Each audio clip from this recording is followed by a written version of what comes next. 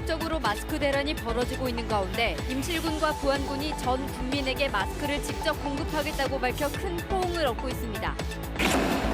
코로나19 사태로 개학이 연기되고 주민센터 강좌가 줄줄이 중단되면서 학교 비정규직이나 프리랜서 강사들이 생계를 위협받고 있습니다. 마스크 사용이 늘고 있는 가운데 아무데나 버려지는 쓰고 난 마스크가 새로운 감염원이 될 수 있어 올바른 처리가 중요해졌습니다. 공업용수 등으로 쓰기 위해 전주천에 설치된 보가 수질 오염의 주범이 되고 있지만 익산국토청이 기존 높이로 보를 지으려 하자 환경단체가 반발하고 있습니다. 편안한 시간 보내고 계십니까? JTBC 8시 뉴스입니다. 코로나19 사태로 인해서 개학이 연기되고 주민센터 강좌는 줄줄이 중단되고 있습니다. 학교 비정규직이나 이른바 프리랜서 강사들이 일을 못하면서 생계 유지가 막막해지고 있습니다. 이들의 안타까운 호소를 나금동 기자가 취재했습니다. 18해 동안 초등학교 급식 조리원으로 일해온 홍효숙 씨는 3월을 손꼽아 왔습니다. 방학이 끝나고 새 학기가 시작되면서 일을 하고 월급을 받을 수 있기 때문입니다. 하지만 코로나19 사태로 개학이 연기되면서 기대는 무너졌습니다. 그럼 니네는 비상식 근무니까 나오지 말라. 그 대신 무급 처리하겠다. 지금 생활가 너무 힘들어요. 우리 선생님들은. 그런데 휴업수당도 안 된다. 돌봄교실에서 일하는 돌봄 지도사들도 불안하기 마찬가지입니다. 저희들도 지금 다른 비상식 직종과 마찬가지로 돌봄 아이들이 없으니까 나오지 마라. 이렇게 저희들에 있어서 복무 차별을 주는 거죠. 도내 학교에서 개학 연기로 일을 못해 급여를 받지 못하면서 생계를 위협받는 비정규직은 50여 개 직종에서 8,000명이나 됩니다. 3월 달에 갑작스럽게 이제 방학이 이렇게 생겨났다 할지라도 올 2020학년도에 근로하는 날수를 꼭 지켜서 경제적인 불이익이 없도록 그렇게 조치할 예정입니다. 생계가 막막한 건 강의를 한 만큼 강사비를 받는 이른바 프리랜서 강사들도 마찬가지입니다. 주민자치센터와 체육시설 등의 강좌가 지난달부터 줄줄이 취소됐기 때문입니다. 각 동의 프로그램이 6개, 7개가 있어요. 그 프로그램 강사들 전혀 못하고 있고요. 복지관, 그다음에 뭐 장애인 복지관, 장애인 복지관, 노인 복지관 무슨 또 많습니다. 그런데도 전혀 강의를 못하고 있고. 저 같은 거는 빵원이라 뭐 1월, 2월, 지금 3월 계속 빵원이라 솔직히 말해 지금 그 마이너스 통장으로 밥을 먹고 그러고 살거든요. 코로나19라는 갑작스러운 재난 앞에서 상대적으로 근로 조건이 취약한 층의 경제적 위기는 더욱 무겁기만 합니다. JTBC 뉴스 나금동입니다. 요즘 마스크 구하기가 하늘의 별 따기죠. 이 마스크 사용하는 것만큼 제대로 버리는 것도 중요하다고 합니다.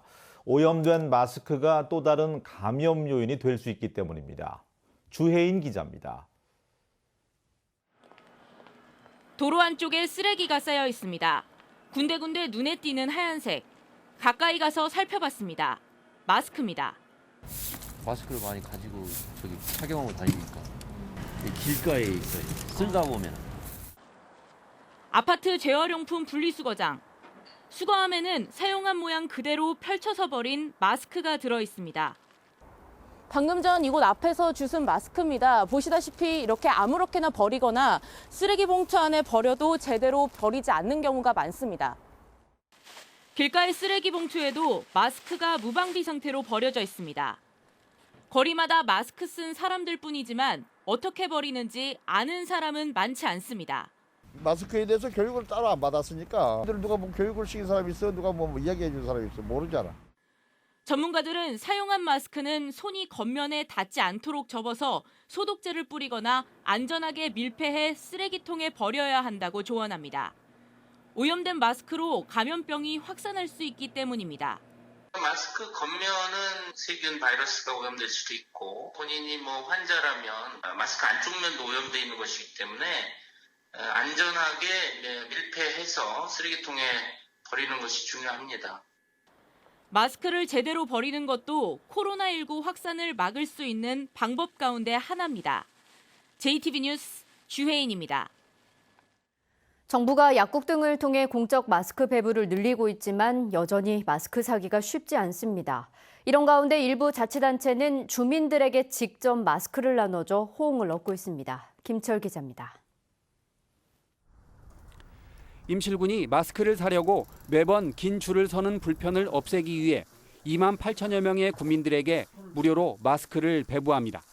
한 세대당 마스크 5장씩 돌아가는데 이번 주 안에 우선 3만 장을 나눠줍니다. 이어 추가 물량 3만 6천 장이 확보되면 곧바로 주민들에게 배부할 계획입니다. 줄을 서고도 마스크를 구입하지 못하는 어려움을 겪는 국민들이 너무 많아 마을 이장과 담당 공무원이 직접 가정을 방문하여 배부할 예정입니다. 부안군은 지난달 5만 4천 명의 국민들에게 마스크 한 장씩을 배부했습니다.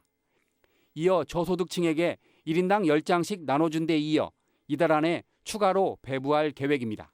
국민들의 불안과 혼란을 해소하기 위해 군민 1인당 마스크 한 장 이상을 취약계층을 비롯한 부안 군민에게 보급하기 위해 이미 약 12만 장을 부안 군민에게 배부하였습니다.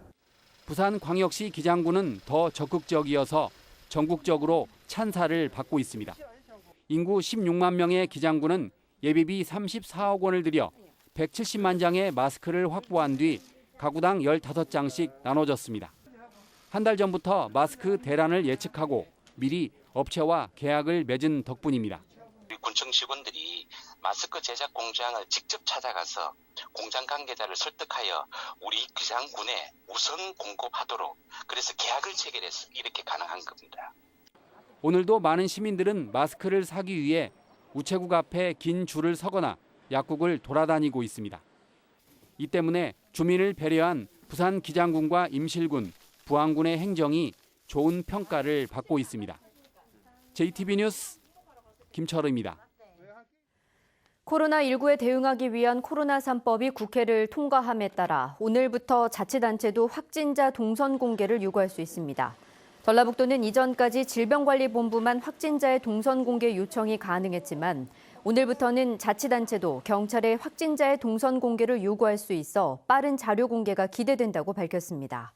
그러나 전북의 7번째 확진자로 분류된 전주 신천지 신도 여성의 경우 이미 질병관리본부를 통해 환자의 휴대전화 위치 추적 기록을 요구했기 때문에 질병관리본부로부터 결과를 넘겨받기로 했습니다. 코로나19의 대규모 확산에 대비하기 위해 전북의 14개 모든 시군에 생활치료센터가 운영됩니다.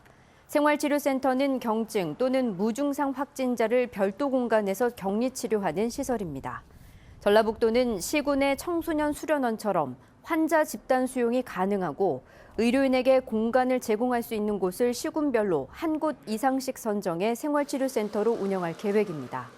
다만 군산과 남원, 진안의료원의 전담병실이 263개로 여유가 있는 만큼 당분간 경증 환자를 전담병실에서 치료하고 이후 대유행으로 번질 경우 생활치료센터를 활용하기로 했습니다.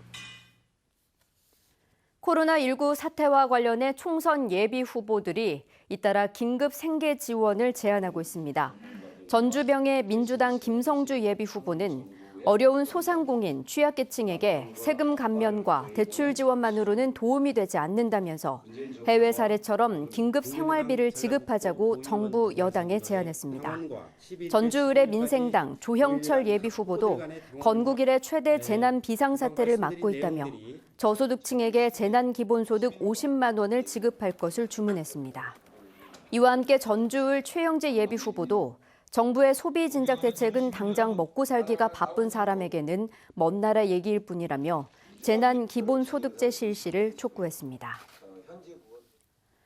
국회 코로나19 특위 간사인 김광수 의원이 대정부 질문에서 국립공공의대 설립에 즉시 착수할 것을 촉구했습니다.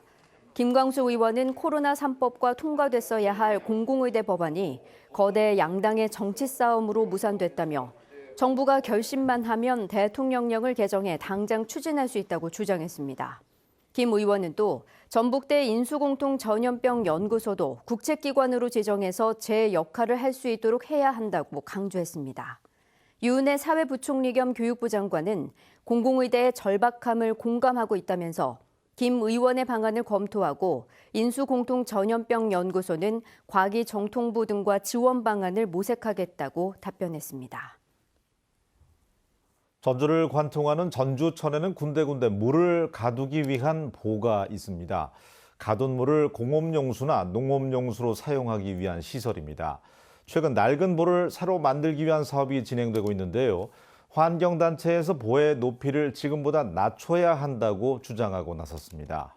송창용 기자입니다. 전주천과 삼천이 만나는 곳에 자리한 금악보입니다. 이곳에서 만경강까지의 전주천에는 5개의 보가 설치돼 있습니다. 보가 너무 낡았고 물고기의 이동을 막는다는 지적이 이어지자 익산지방국토관리청은 2022년까지 100억 원을 들여 개선 사업을 추진하고 있습니다. 취수보 공사 즉각 중단하라! 중단하라! 환경단체들이 이 사업에 문제점이 있다며 반발하고 나섰습니다. 보가 물의 흐름을 막아 전주천 하류의 수질이 나빠진 만큼 이번 기회에 보의 높이를 낮춰야 하지만 익산국토청이 이를 감안하지 않고 원래 높이대로 만들려고 한다는 겁니다.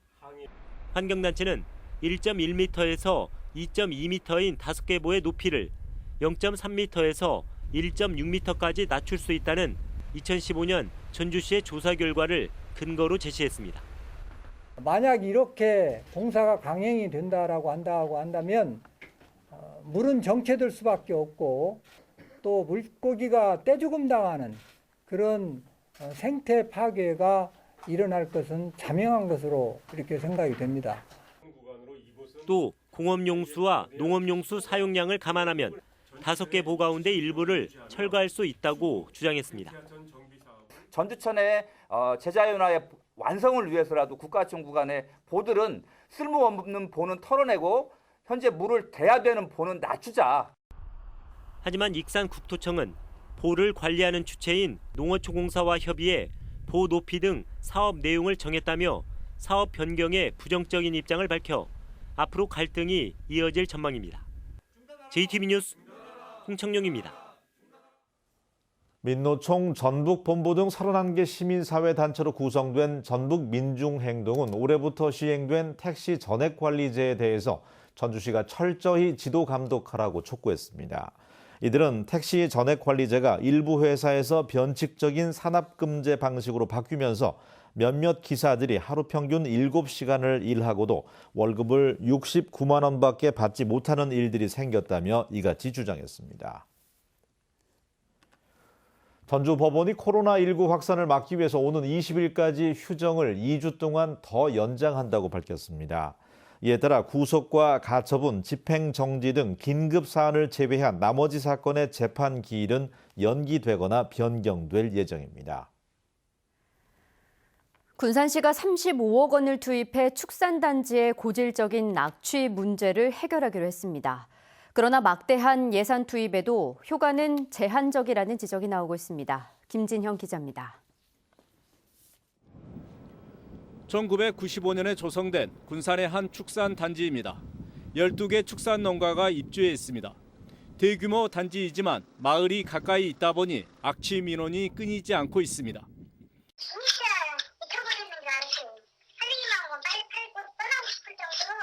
군산시는 고질적인 악취 문제 해결을 위해 35억 원을 투입해 시설 개선 사업을 추진하기로 했습니다.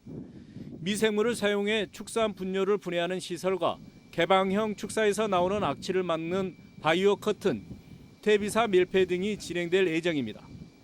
군산시는 시설 개선으로 25%의 악취가 줄어드는 효과가 있을 것으로 보고 있습니다. 멀리 있을 때는 확실히 이제 그 냄새는 이제 없고 좀 가까이 가면 이게 이제 가까이 간다는 게 뭐 한 500m 뭐 이 정도 가면 이 냄새를 느낄 정도는.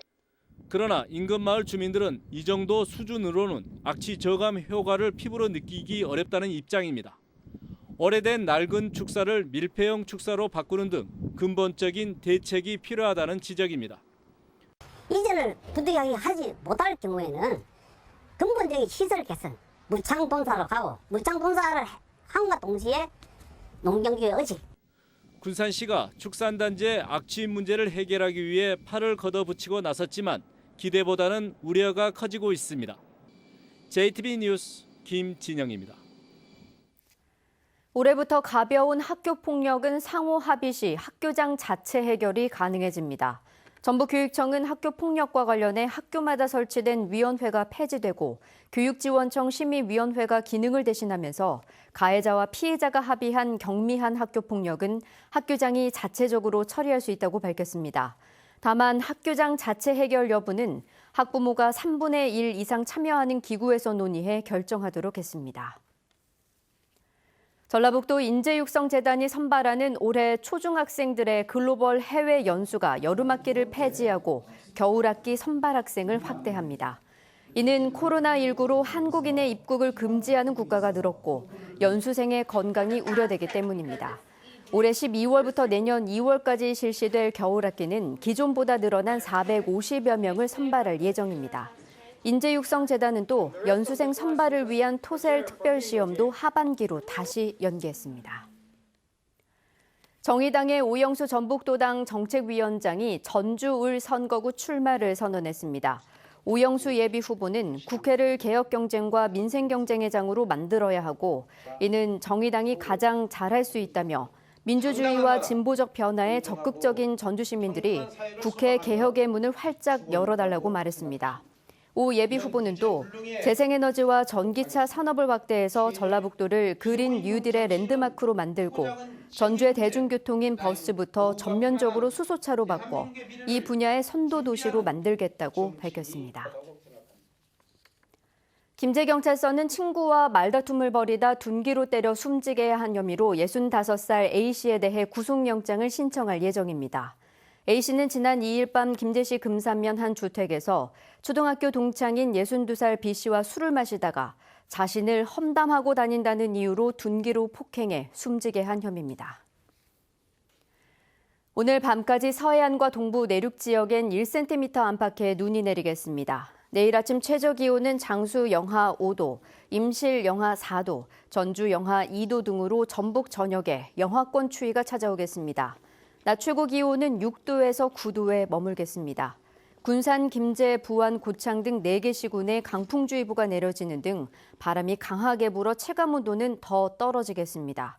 전주기상지청은 금요일인 모레까지 추운 날씨가 이어지겠다며 건강관리에 유의할 것을 당부했습니다.